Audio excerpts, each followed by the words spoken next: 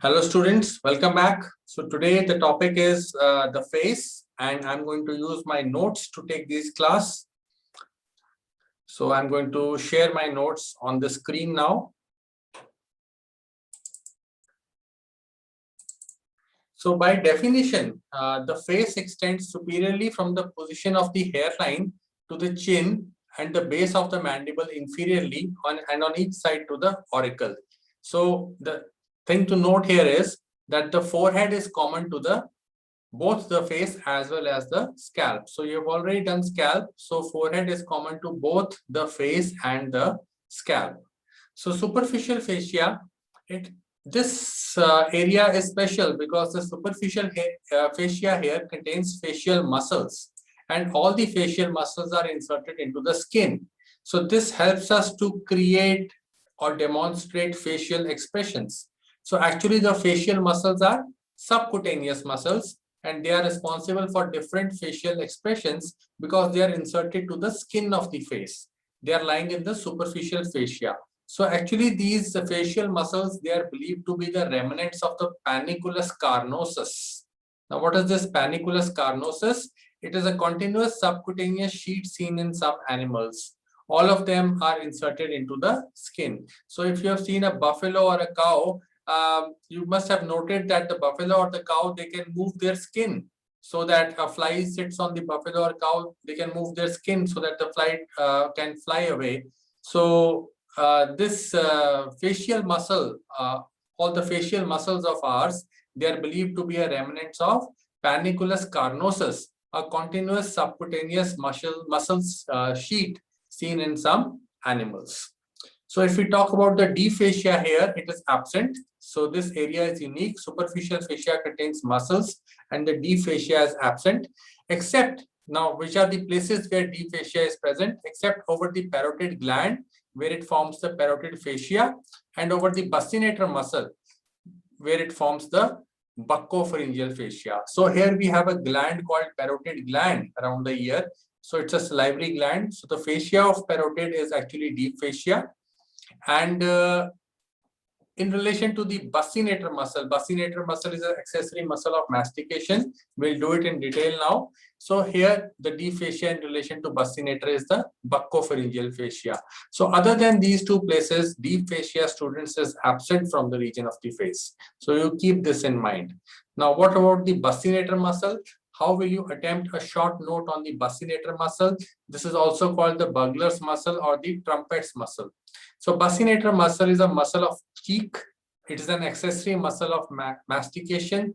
It is indispensable to return the bolus from the vestibule to the oral cavity. So what happens is when we are chewing, the food accumulates between our cheeks and the teeth. So how do we bring the food from between our cheeks and teeth? That space is called vestibule, back between the teeth, so that we can chew the food.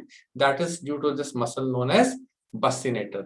Now this buccinator muscle develops from the mesenchyme of the second branchial arch. The origin is upper fibers arise from maxilla opposite upper molar teeth. The lower fibers arise from mandible opposite molar teeth. Okay, so that is from maxilla and mandible, the upper and lower fibers are arising, upper fibers and lower fibers.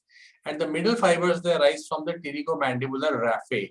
And what happens is upper fibers get inserted into the upper lip, lower fibers get inserted into the lower lip, while the middle fibers, which arise from pterygomandibular raphe, they decussate or cross before passing to the lips. So you can make out here, these are the upper fibers, these are the lower fibers, while how the middle fibers, they are crossing before they are passing to the lips. So this is how the origin and insertion of buccinator muscle takes place on each side. Now the muscle has got a double nerve supply. So if you get a note on buccinator muscle, do mention it has got a double nerve supply. The proprioceptive supply is by the buccal branch of mandibular division of trigeminal nerve.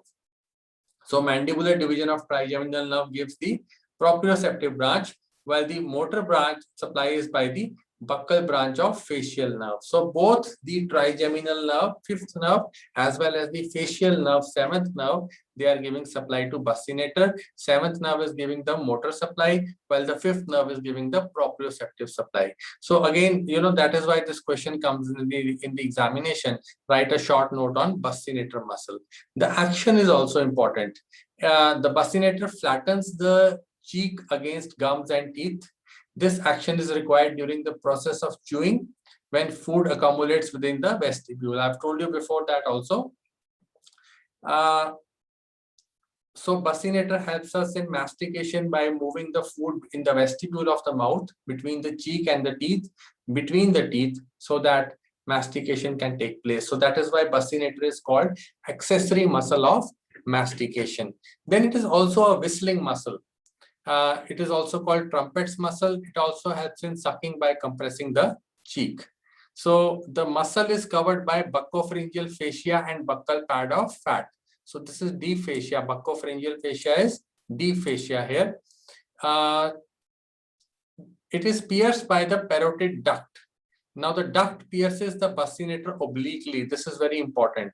So the parotid duct in its course pierces the buccal pad of fat initially, then the buccopharyngeal fascia, and then the bassinator muscle. And when it pierces the bassinator muscle, it pierces it obliquely. And it is because of this oblique course through the bassinator that inflation of the duct is prevented during blowing. So when we are blowing like this, the air does not go into the duct. Why? Because the duct is passing through the bassinators obliquely. And so when the blowing is done, what happens is there is clamping of the parotid duct so that air does not go there. And why does that happen? Because the parotid duct is piercing the bassinator obliquely. So again, double nerve supply and the parotid duct piercing it obliquely. These anatomical factors you must mention other than the origin and nerve insertion when you get a short note on bassinator muscle. Do mention it's an accessory muscle of mastication. Do mention it is a muscle for whistling or the trumpet's muscle. And then if you attempt your question properly, writing all these things, you will get good marks. So it's an important question in examination, a short note on bassinator muscle. Now, if we talk about the sensory supply of the face, the branches of the trigeminal nerve, ophthalmic, maxillary, and mandibular provide sensory supply to the face. So you can see here, this is the nose region. So the upper half of the nose to the medial angle of the eye. From the medial angle of the eye, if we go backwards, so this whole area is representing the area of the supplied by the ophthalmic division of trigeminal nerve. While this area below the medial angle of the eye, lateral angle of the eye from this point to this point, and then going down up to the angle of the lips, this area is representing the area supplied by maxillary nerve, and this area is representing the area supplied by the mandibular nerve.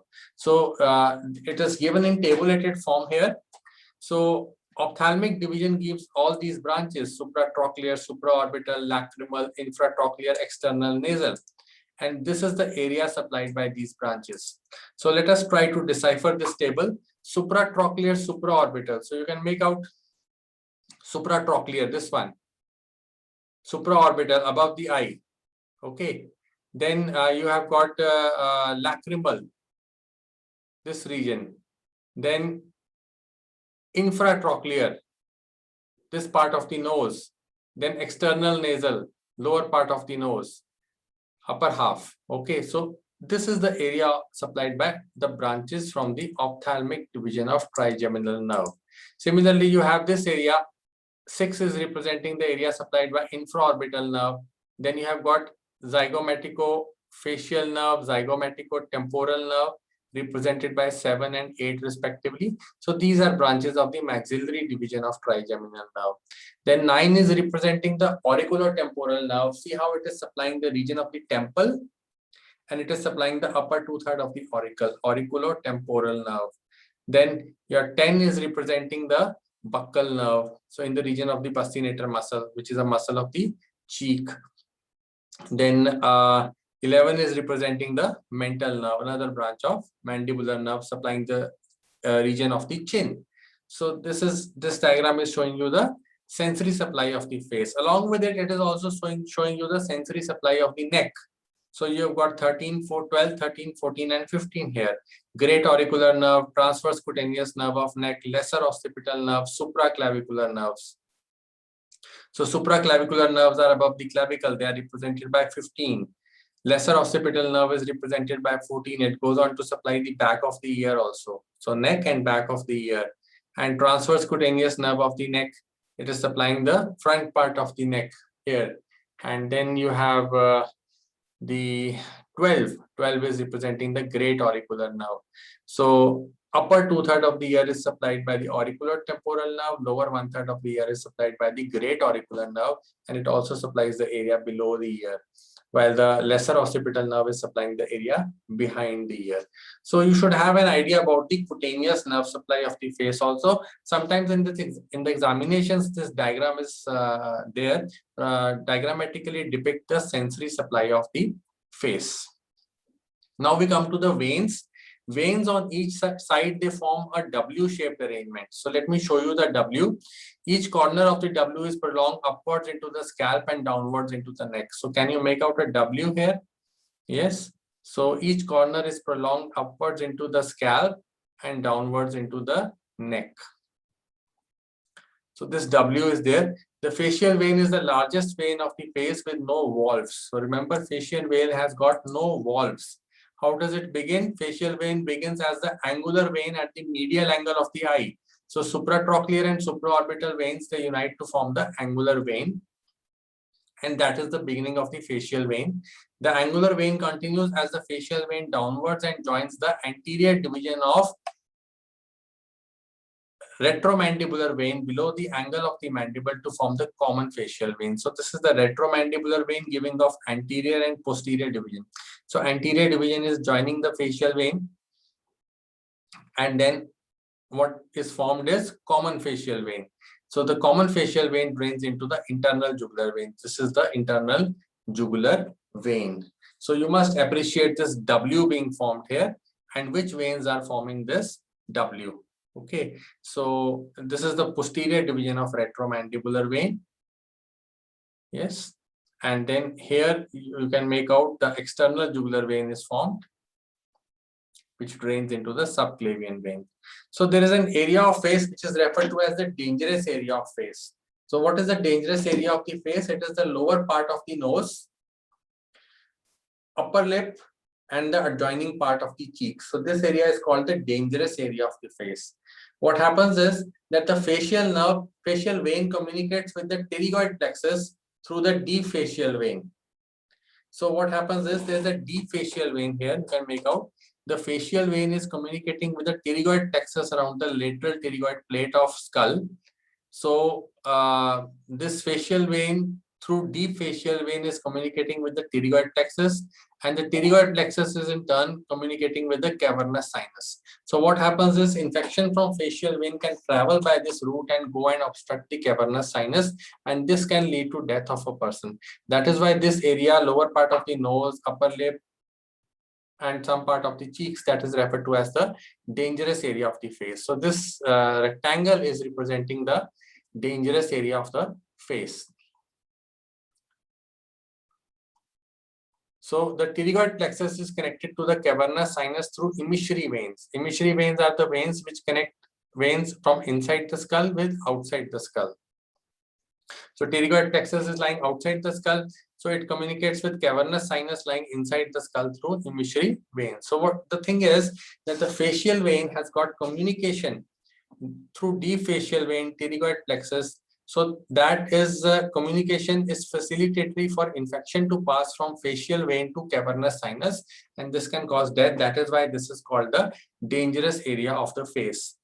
Now I read here, since the facial veins are without valves and rest directly on muscles of facial expression, the movement of these muscles may facilitate spread of emboli from the face to the cavernous sinus. So what may happen is that, infected particles may travel from the face in the region of the facial vein to the cavernous sinus due to the movement of the muscles.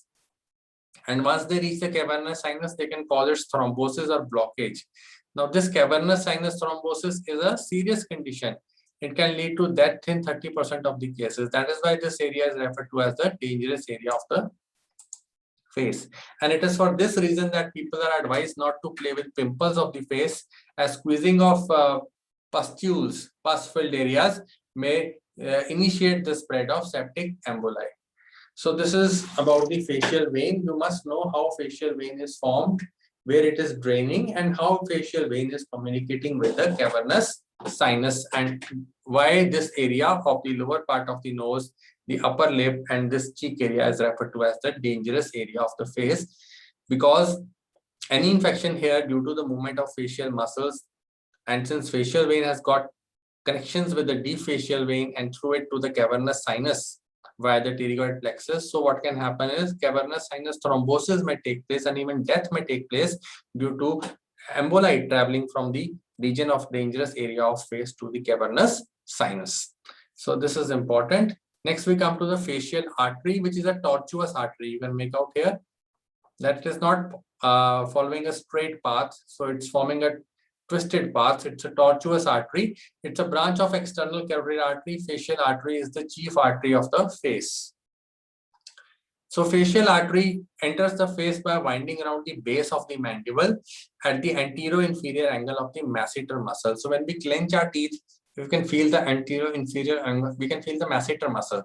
So its anterior-inferior angle, there lies the facial artery, and anesthetists palpate this artery because they are standing towards the head end of the patient in the operation theater. So that is why it is called anesthetist artery. The facial artery winds around the base of the mandible. It runs to a point 1.25 centimeter lateral to the angle of the mouth, where it terminates. So it goes to the point 1.25 centimeter lateral to the angle of the mouth. Then it ascends by the side of the nose, you can see here, up to the medial angle of the eye, where it terminates by supplying the lacrimal sac. So it goes up to the medial angle of the eye, passing on the side of the nose, where it terminates by supplying the lacrimal sac and anastomosing with the dorsal nasal branch of ophthalmic artery. So at the medial angle of the eye, it anastomoses with the dorsal nasal branch of ophthalmic artery. Facial artery anastomoses with dorsal nasal branch of ophthalmic artery. So this is a site where branches of external and internal carotid arteries anastomose, because see, facial artery is a branch of external carotid artery, while the dorsal nasal is a branch of ophthalmic artery. Ophthalmic artery is a branch of internal carotid artery. So our medial angle of the eye represents an area where external and internal carotid arteries, they anastomose. So what are the branches of the facial artery? Inferior labial to lower lip, it's winding around the base of the mandible, coming 1.25 centimeter lateral to the angle of the mouth. So it gives a branch inferior labial to the lower lip, superior labial to the upper lip, and the anterior-inferior part of nasal septum, lateral nasal to the ala and dorsum of nose, and unnamed posterior branches. So I have also mentioned the lymphatic drainage of the face here. The face is divided into 3 lymphatic territories, 1, 2, and 3. 3 is this. Okay, and 1 is passing from here, from the center of the eyes below the ear, and 2 is the remaining part. So area 1 drains into the preauricular lymph nodes lying in front of the auricle. Area 2 drains into the submandibular lymph nodes lying below the mandible. And area 3 drains into the submental lymph nodes lying below the mentum or chin. So sometimes, you know, in the examinations, this question is also asked, like write a short note on lacrimal apparatus. But before that, you know, one thing I want to tell you about the facial artery. I mentioned about the tortuosity of the facial artery. You know why that is important? Tortuosity of the facial artery allows movement of the mandible. So when the mandible moves, you know, the artery can be stretched because extra length of artery is present, which is responsible for it being tortuous, curved like this. So like a pipe which is curved, you can always stretch it. So when we move the mandible, this artery can be stretched. So lymphatic drainage is not that important, but you need to know it. So lacrimal apparatus does come in the examination. So buccinator, the venous drainage of the face, with emphasis on dangerous area of the face, and then lacrimal apparatus. And sometimes, in the Viva, you are asked why this facial artery is tortuous. So lacrimal apparatus. What is lacrimal apparatus? The structures concerned with secretion and drainage of tear fluid constitute the lacrimal apparatus. So what are the parts of lacrimal apparatus? Lacrimal gland. So lacrimal gland is lying in the anterolateral part of the roof. So here it is lying anterolateral part of the roof of the orbit. It is J-shaped, being indented by the tendon of levator palpebrae superioris muscle. It has a orbital part which is larger and deeper, and a palpebral part which is lying within the eyelid.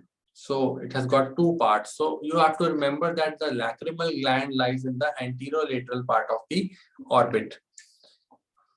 Okay, and it is indented by the levator palpebrae superioris muscle. Then we have the conjunctival sac.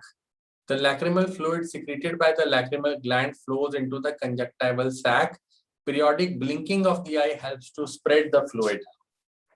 Then you have the lacrimal punctum. So lacrimal puncta, that is plural. Most of the fluid in the conjunctival sac evaporates. The rest is drained by the lacrimal canaliculi. So lacrimal puncta is the opening here, and from there the fluid is going into the lacrimal canaliculus. When excessive, it overflows as tears. So when this fluid in the conjunctival sac is excessive, it is not draining fully into the lacrimal punctum and the canaliculi, then it drains down as tears. Each lacrimal canaliculus begins at the lacrimal punctum. So this is lacrimal punctum. So we have done the parts of the lacrimal apparatus: lacrimal gland and its ducts, the conjunctival sac, then lacrimal puncta and canaliculi. Then we have lacrimal sac. It's a membranous sac with a blind upper end. You can make out the upper end is blind. The lower end is continuous with the nasolacrimal duct. So this is nasolacrimal duct. So we have got the lacrimal gland, conjunctival sac, lacrimal puncta and canaliculi, lacrimal sac, and nasolacrimal duct as the 5 components of the lacrimal apparatus. So you must mention these components and make this diagram in the examination. Now what happens to the fluid? It is secreted from the lacrimal gland, goes to the conjunctival sac, passes through lacrimal puncta and canaliculi, passes through the lacrimal sac, and goes to the nasolacrimal duct. Now nasolacrimal duct, it opens in the inferior meatus of the nose. So on the lateral wall of the nose, there is superior meatus, middle meatus, inferior meatus. There are gaps here. So in the inferior meatus, this nasolacrimal duct is opening. A valve of Hassner is present near the lower end of the duct. So whatever tear fluid is being secreted, most of it gets evaporated, remaining goes and it comes into the nose through the nasolacrimal duct. So students, with this we end today's class. This is a simple class, not much of understanding required. So I have used the notes to take the class. These notes shall be provided to you. You just go through this class as a regular class and do concentrate on buccinator muscle, do concentrate on the W-shaped arrangement of the facial vein, a short note on dangerous area of face, why facial artery is tortuous and what is its course, and a short note on lacrimal apparatus. So these are the questions which can be asked from this portion in the examinations. So I thank you all for giving me your time. Bye-bye.